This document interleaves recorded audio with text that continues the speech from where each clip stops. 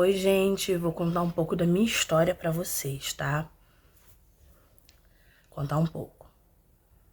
Eu sou adotada, minha mãe me adotou. A minha mãe tinha 3 filhos homens já, e a minha mãe tinha um sonho de ter uma menina. Mas ela não conseguiu ter uma menina. E a minha tia, que é a irmã dela, é casada com meu avô verdadeiro de sangue. Falou pra ela que a mulher que me colocou no mundo ia me dar, porque ela tinha tido um relacionamento com uma pessoa escura e foi só uma vez, acabou engravidando e que ela não tinha condições de ficar, que a família não aceitava, tá? A família não aceitava por o fato de que eu poderia nascer negra e ela tinha se envolvido com negro e a família toda branca. Toda branca, todo mundo louro, todo mundo claro, ninguém aceitava. E a minha tia foi e conversou com a minha mãe. A minha mãe falou que me queria, que ela queria ficar comigo. Minha mãe foi me buscar. Aí a minha mãe, que ela falou que ela me queria. Minha mãe já estava separada do meu pai, já. Conversou com meu pai se ele aceitava me adotar junto com ela. Ele aceitou, eles voltaram. Ela me buscou no hospital. Eu nasci de 7 meses. Aí ela me buscou no hospital. Me adotaram de papel passado, tudo direitinho, tá? Eu nasci muito pequena, o médico falava que as chances de eu viver era muito pouca, porque muito prematura, sabe, bem debilitada. Eu precisava de leite materno, não tive leite materno, tá? E mesmo assim minha mãe não desistiu. Me levou, me cuidou de mim, me tratou com muito amor e carinho, graças a Deus. Sou grata à minha mãe e meu pai por tudo que eles fizeram por mim. Quando eu fiz um ano, um pouco antes eu dei um monte de hemangioma no corpo. Um ano e pouco eu dei hemangioma, tá? Eu acho que era quando eu bebê. Um ano e pouco foi quando eu engoli um parafuso. Quando eu era bebê eu dei hemangioma. Não sei se vai dar pra vocês verem. São essas bolinhas assim, ó. Eu só tenho essa agora. Eu dei no corpo inteiro. O médico falou que eu teria que fazer uma cirurgia. Teria que, tipo, raspar, tirar todas. Minha mãe falou que não, ela não aceitava. E que eu ia ficar curada e que ia sumir. Ela fez o tratamento, graças a Deus. Sumiu todas, só ficou essa que eu mostrei pra vocês. Quando eu já estava com 1 ano e pouco, quase 2 anos, meu pai mexendo nas peças no quintal do carro, descosta pra mim, minha mãe arrumando casa, a gente sempre faz isso, né? E eu brincando, tá? Eu brincando. Acho que eu não falava muito, minha mãe disse que eu demorei a falar muito. Eu já fui andar com quase 2 anos também, 1 ano e pouco já, não andei com cedo não. Brincando, eu fui engolir um parafuso. Meu pai não viu. Quando a minha mãe veio, ela viu, eu já estou ficando roxa, engasgada.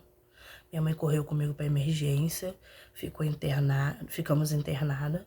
O médico, teve que vir um médico de fora, porque aqui no Rio de Janeiro não tinha médico, mas conseguiram um médico de fora para poder vir tirar o parafuso, porque o parafuso estava entre os 2 pulmões. E a minha mãe disse que ficou mais de 12 horas comigo deitada em cima do peito dela sem poder se mexer, porque o médico falou que se eu se mexesse, o parafuso poderia furar um dos pulmões.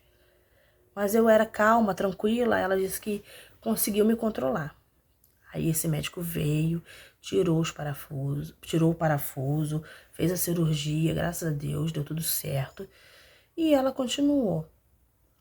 Foi pra casa, continuou cuidando de mim, nunca fizeram diferença por eu ser adotada. Meus irmãos também nunca fizeram diferença. Me trataram muito bem, graças a Deus.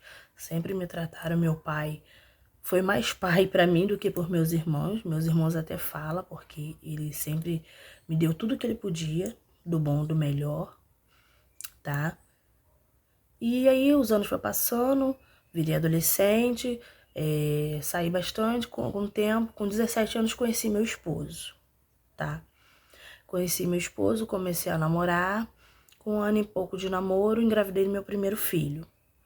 Meu primeiro filho, eu perdi ele, tá? Foi uma gravidez que eu tive estresse, aborrecimento com família, eu acabei perdendo ele, tá? Aí, acabei desentendendo com os parentes dele, aí acabei perdendo ele.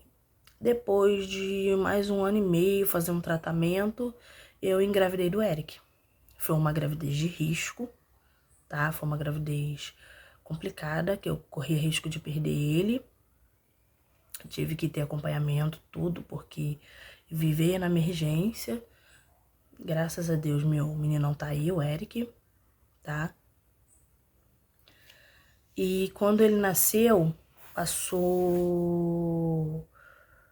Esqueci de contar. Antes de eu descobrir que eu tava grávida dele, eu comecei a montar o meu salão, meu primeiro salão. Quando eu já estava com 4 meses, já tinha comprado os móveis quase todos, eu descobri que tava grávida, com quase 4 meses. Eu falei, e agora? Eu volto, deixo de inaugurar o salão ou eu continuo? Não tinha opção, já tinha comprado tudo, já tinha feito dívida, tinha que pagar as contas. Eu falei, então eu vou seguir em frente com a gravidez e salão. Ou eu seguia só com a gravidez e deixava o salão pra lá, né? Porque eu sempre tive o sonho de ser mãe. Então, a maternidade pra mim era em primeiro lugar. Aí eu fui, continuei com o salão. Olha, trabalhar foi fácil não. Eu trabalhei e eu quebrei o resguardo porque funcionário não ficava. Com 15 dias eu voltei a trabalhar. Minha mãe olhava o Eric pra mim, me ajudava bastante, tá? Ela olhava ele. Quando o Eric começou a andar com 1 ano, andou na ponta do pé. Ele andou. Ele olhava por debaixo dos olhos, ele brincava diferente, tá? Sempre gostou de brinquedos pequenos, sempre gostou de brincar com tampinha, sempre gostou de brincar com fio, pedacinho de fio, fazer bonequinho de fio, com sacola. Sempre gostou de brinquedos assim diferentes. Tinha um pedacinho de borracha, aquilo ali que ele gostava de brincar. Aquelas borrachinhas de alicate, que a gente amola alicate, vem aquelas borrachinhas, ele gostava de brincar com aquilo ali, tá? Tampa de panela, ele entrava debaixo da minha pia. Panela, ele só gostava de brincar coisas diferentes. E os brinquedos dele, ele quebrava tudo pra brincar com a rodinha. Ele trocava a cabeça dos bonecos. Ele fazia a história dele, o mundo dele, né? Mas até então eu não conhecia o autismo, não entendia nada. Pra mim ele tava brincando. Quando ele entrou na escola, eu botei ele numa creche, também não ficou. Ele só chorava de noite e de tanto chorar ele chegava a vomitar, né? Eu acho que ele dava crise, né? E elas me ligavam pra buscar ele ficou 15 dias. Com muita luta não ficou. Eu ia todo dia e buscava. Isso tentando trabalhar. Com 2 anos, eu coloquei... Isso antes eu coloquei na creche. Depois eu coloquei numa escolinha. Também não ficava. Ele fugia da escolinha. Ele chorava. Ele ficava nervoso. Ele queria bater na professora. Não ficou. Com 3 anos eu botei na escola normal. Foi aí que a escola começou a me notificar. Mãe, o Eric chora muito. O Eric é nervoso, quer brincar do jeito dele, quer que as crianças façam tudo do jeito dele. Ele não aceita o não. Ele grita, ele taca as coisas. Mãe, ele tem os sintomas do autismo. Leva no neuro. Mas o Eric nunca teve atraso da fala. Nunca teve atraso da fala. Então as pessoas achavam assim, autista é aquele que não fala. Não, ele sempre falou muito. Autista é aquele que não olha no olho. Ele sempre olhou. Ele olhava pra mim ele sempre fixou o olhar. Mas pra outras pessoas ele olhava e desviava o olhar. Entendeu? Ele ficava assim, ele ficava olhando pra uma bolinha aí que ele fixava o olhar. Ele ficava parado, olhando. Mas até então eu não entendi. Aí eu comecei a investigação com 3 anos. Aí os médicos falando, mãe, ele é autista, ele é hiperativo. Porque ele sempre pulou muito, ele sempre correu muito. Não podia abrir o portão de casa pra sair, que ele disparava a correr. E você podia chamar, que ele não voltava. Tinha que correr atrás dele ou pedir alguém pra pegar ele na rua. E assim eu fazia. E isso foi passando. Correndo atrás. Aí apareceu esse nome correndo atrás. Esqueci de contar pra vocês também que A minha mãe vendeu a casa, onde tinha o meu salão, ela vendeu. Infelizmente era do meu irmão, que foi de outro relacionamento, não foi do mesmo pai que eu. E a gente não teve direito, tá? Ela vendeu, a gente não teve direito, tivemos que se mudar de lá. E toda vez que a gente mudava também, que a gente mudou, o Eric sentia. Ele chorava, mas eu também não entendia. Só com o tempo que eu consegui entender o que acontecia com ele. Que aí foi que começou a gente morar de aluguel, né? De mudança em mudança. Aí eu fui, morei de aluguel numa casa. Dessa casa era muito pequena, ele tinha muita alergia, ele tossia muito. Tivemos que mudar para outra casa. Mudamos para outra casa. Ficamos um tempo nessa casa. As coisas apertaram muito. Fui morar no quintal da minha sogra. Que a minha sogra tinha uma casa parada, falou para mim morar lá. A gente pediu ela morar lá, fomos morar lá, né, para as condições. Muito apertado, só meu esposo trabalhando, eu já tinha fechado o salão, não trabalhava, né, tava cuidando do Eric. Descobri que estava grávida do Miguel, de surpresa. Miguel não foi esperado, não foi planejado, e eu correndo atrás do diagnóstico do Eric, porque eu ainda não tinha o diagnóstico ainda fechado, tá?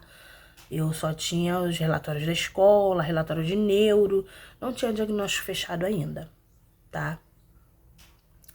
E correndo atrás. Descobri que estava grávida do Miguel. Aí a neuro já tinha passado o Eric pro geneticista. Aí a escola, eu fiz um plano de saúde pro Eric. Tá?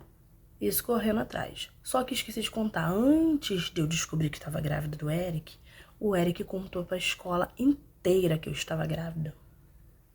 Eu cheguei na porta da escola, isso ele tinha 3 anos e pouco, 3 anos e meio. 3 anos e meio. Aí tinha uns 3 anos e meio, que a diferença é 4 anos e pouquinho.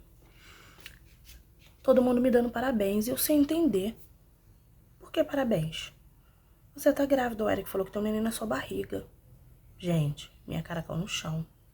Eu não sabia que estava grávida. Eu não, gente, eu não tô grávida. Tá sim, o Eric falou que tem um neném na sua barriga.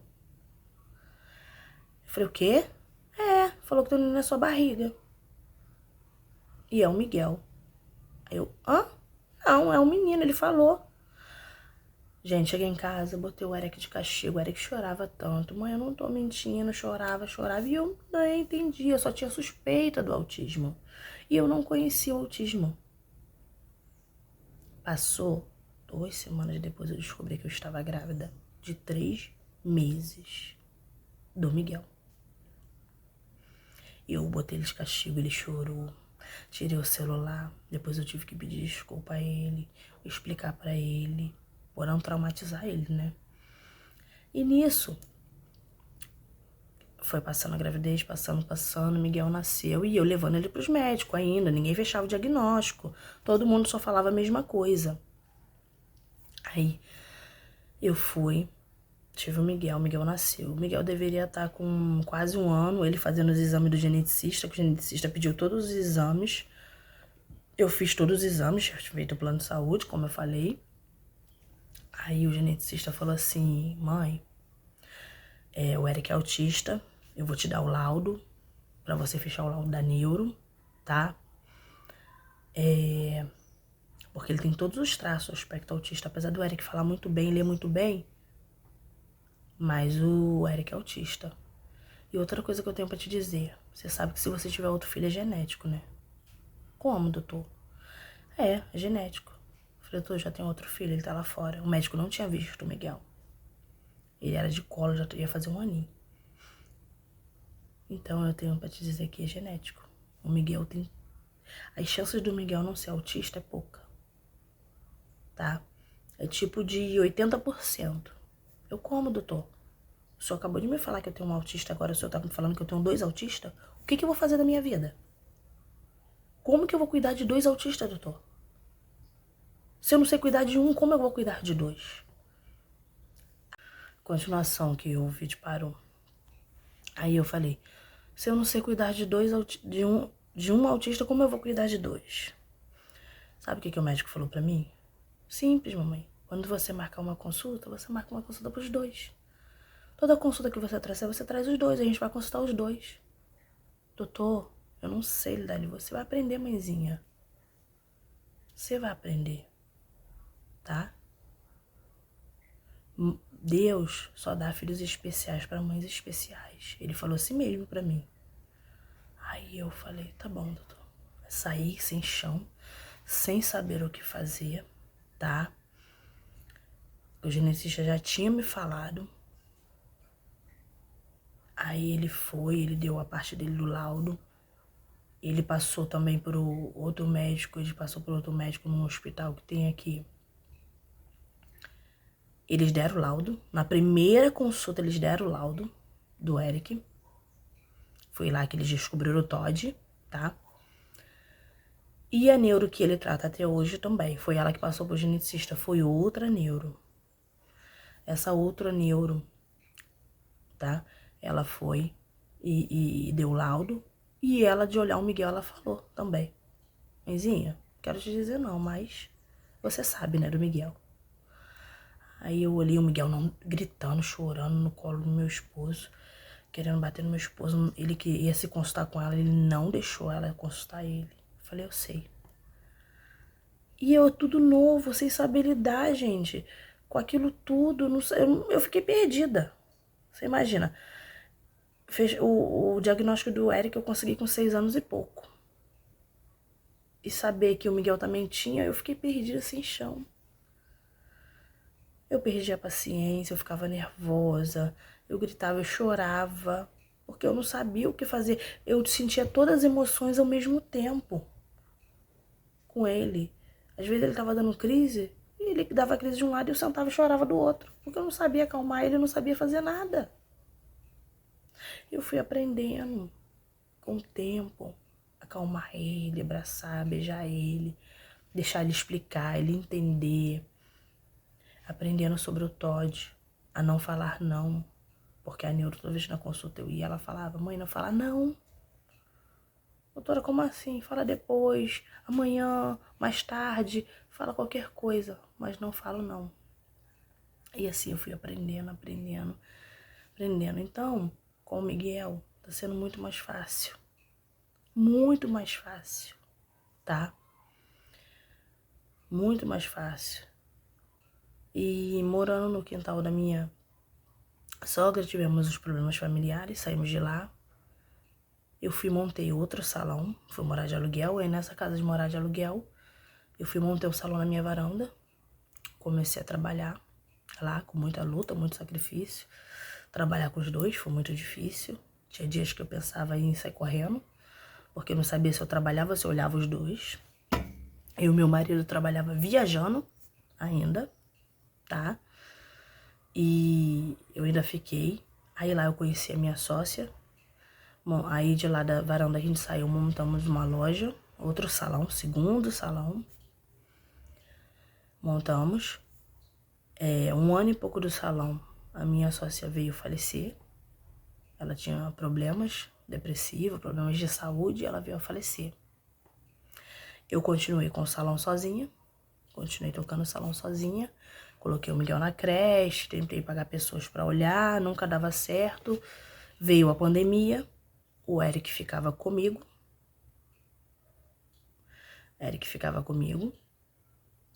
Lá no salão. Tinha dias que ele se jogava no chão, a cliente chegava, falava, deixa. Eu conversando e ele não queria entender. E as clientes, ó, com maior paciência, trazia brinquedo, trazia pirulito, trazia comida para ele. Graças a Deus, Deus só colocou pessoas boas na minha vida, que me ajudaram muito nessa caminhada. Nas escolas que ele estudou, Deus só colocou pessoas boas, que me ajudaram muito. Tá? Eu tô tentando resumir porque é muito grande. Se eu contar detalhada, eu vou ficar aqui horas. E aí, pandemia, as coisas apertaram muito. O movimento ficou muito fraco e trabalhar, olhar o Eric. E nessa rua onde eu tinha o salão ficou muito perigoso. Ficou muito difícil de trabalhar lá com ele. Ele ficava com medo, muito medo.